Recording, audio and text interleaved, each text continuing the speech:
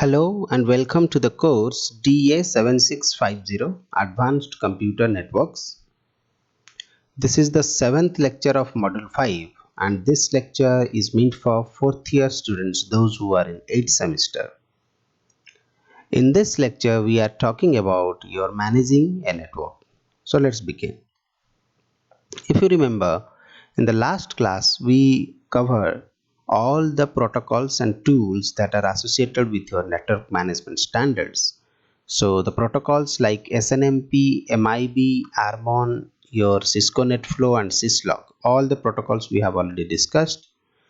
So this lecture we are going to talk about network management strategies, that includes the discussion of SLC and SLA. Also it includes IP service level agreement. Okay, so these parts we are going to discuss, and the last one will be the reading assignment for you, so you can read it from the prescribed book in your syllabus. So let us understand what is network management strategy and how the SLC and SLA will be used to manage your network. So first of all, I would like to introduce what we are going to cover in this introduction part. As we have already said that in your previous lecture, we have covered various network management tools and protocols available, and this lecture will discuss how these can be incorporated into a strategy for successfully managing a network, including service level contracts and service level agreement. So what is network management strategy? So strategy means what are the different measures a proactive manager will take before any problem occurs in your network. So to explain the network management strategy of Cisco, let us first understand what are the different concerns, what are the different problems that may arise inside a network, so that a proactive measures can be taken. So the network management strategy explains about what information is to be collected from the device and how that information is to be analyzed. Okay. So first of all, before we explain about the strategies, we should know what are the different information should be collected from a device. We know a network is a collection of devices, maybe routers, switches, or any other application servers and your command servers. There are several servers are connected to the network. So what information should we collect from that device, so that we can manage the requirement or manage the service inside the network.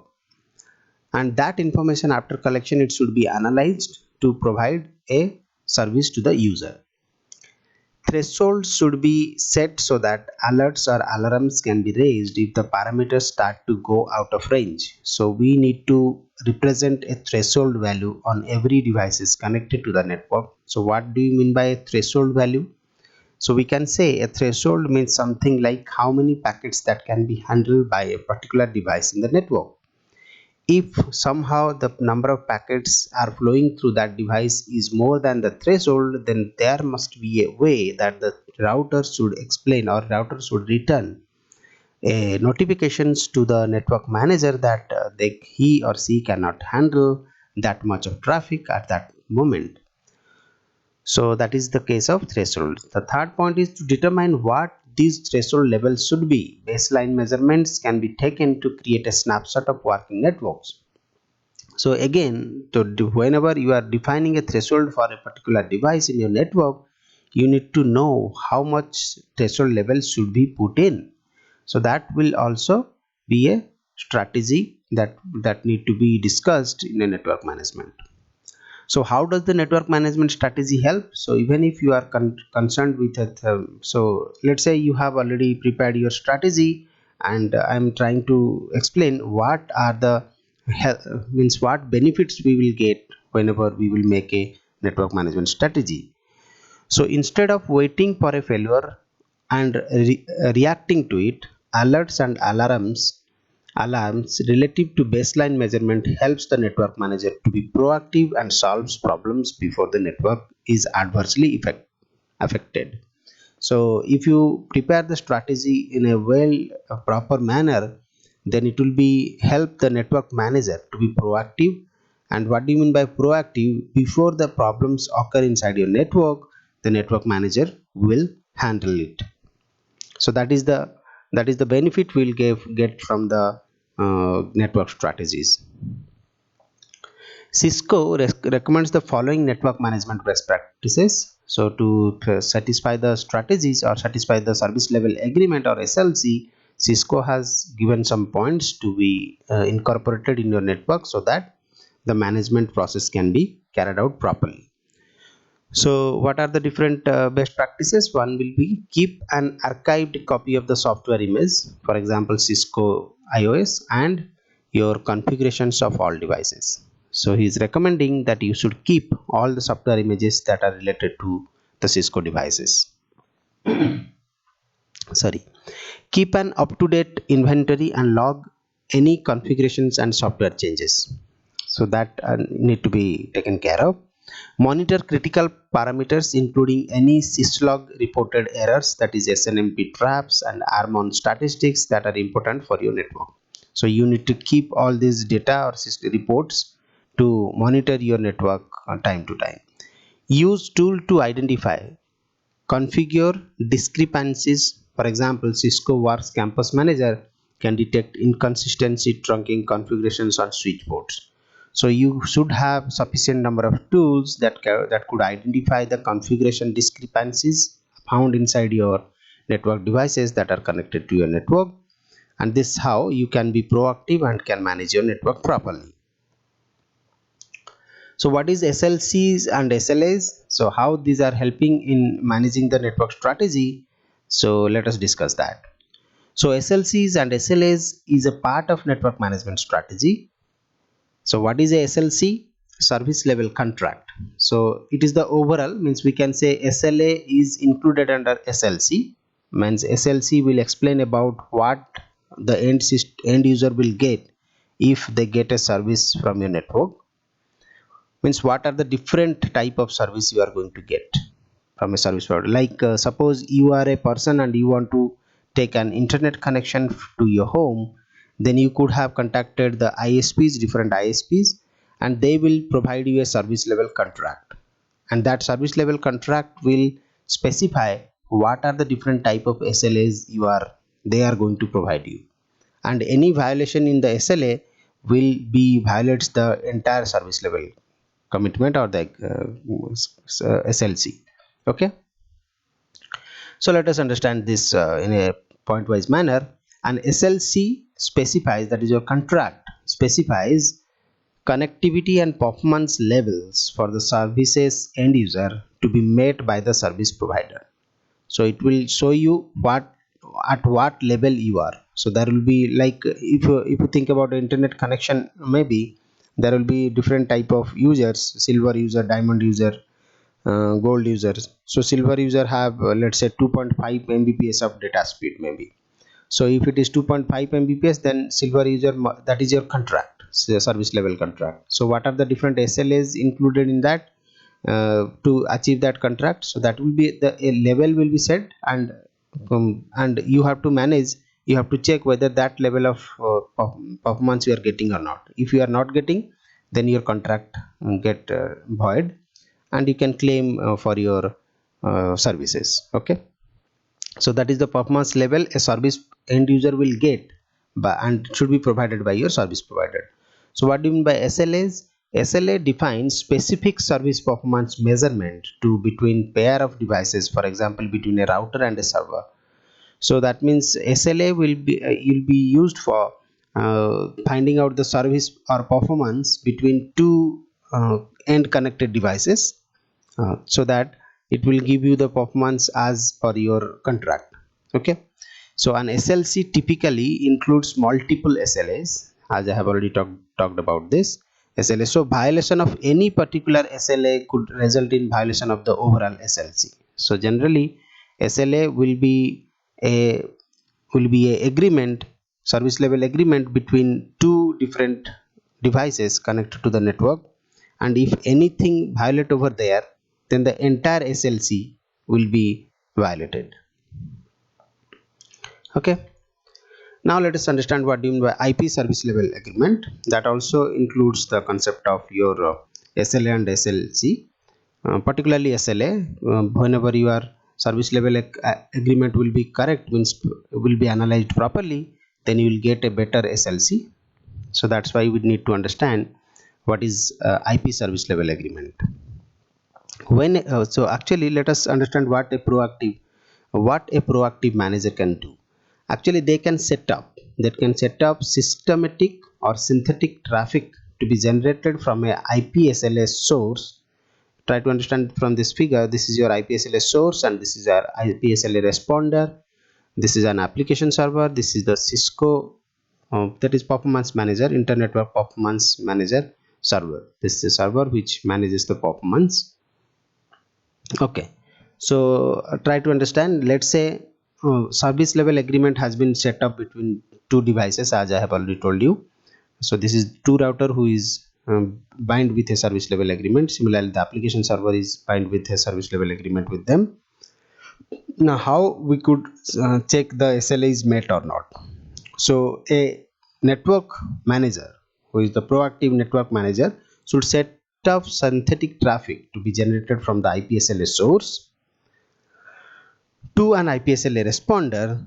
The responder can respond back.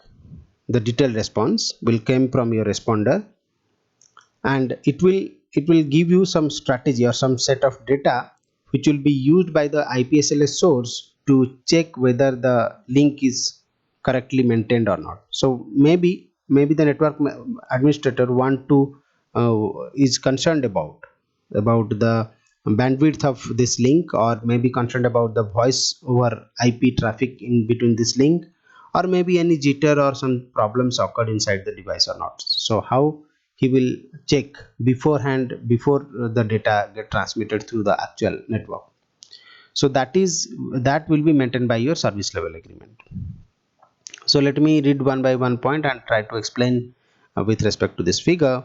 Cisco iOS IP SLA technology is embedded in most iOS devices to allow user to analyze service level being experienced by the IP application. So generally every devices of Cisco will installed with a IPSLA technology, that is a software installed on every devices. So that will help on satisfying the agreement between the service provider and service user.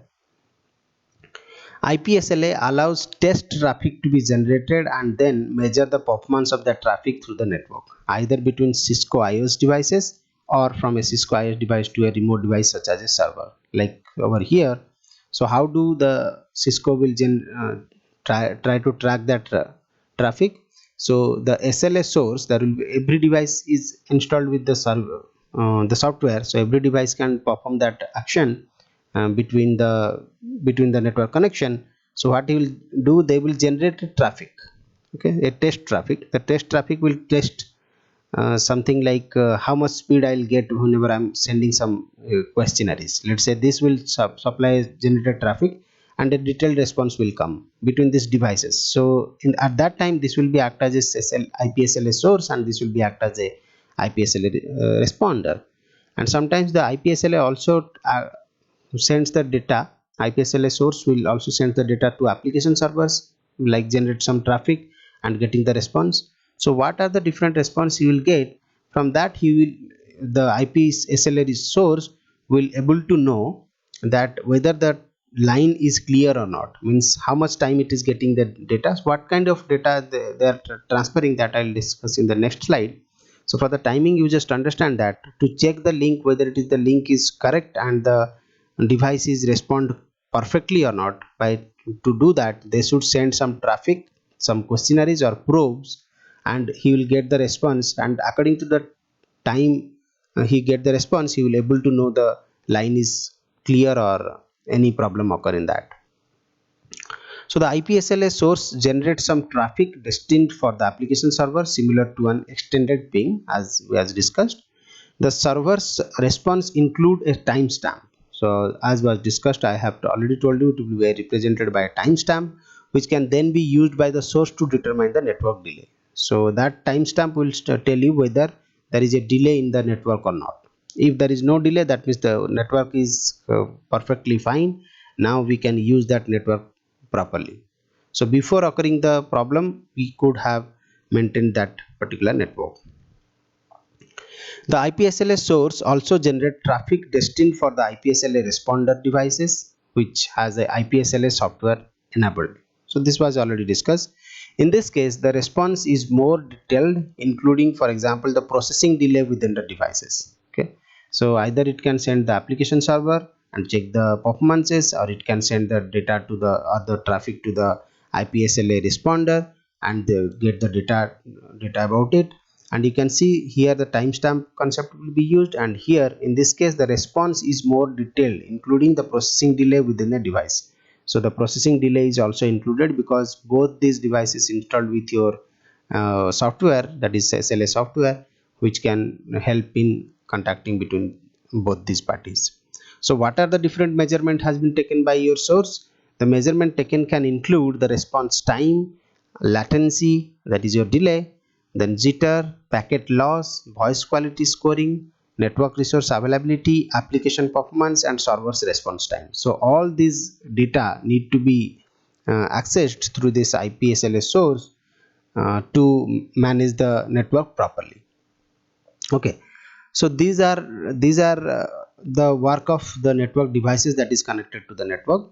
Later on, this data can be collected by your Cisco IPM server for analysis purpose. So that's why I have written the last point: the performance monitoring applications such as your Cisco Works IPM, that is your Internet Network Performance Manager, and other third-party Cisco partner performance management product can also use SNMP to configure and retrieve information from the IPSLAs. So from this IPSLA communication, these third-party Cisco manager devices can collect the information, and we will try to manage the product before the network gets failed or something like that. Okay, so that's all for the today's class, and there will be a reading assignment for you that is called network management design. So you can read it from the same book, as we are following the same book, that is your campus network design fundamental, that is the chapter 9. So you can go to that book and read about that and make a note of it. Thanks for listening. Bye bye.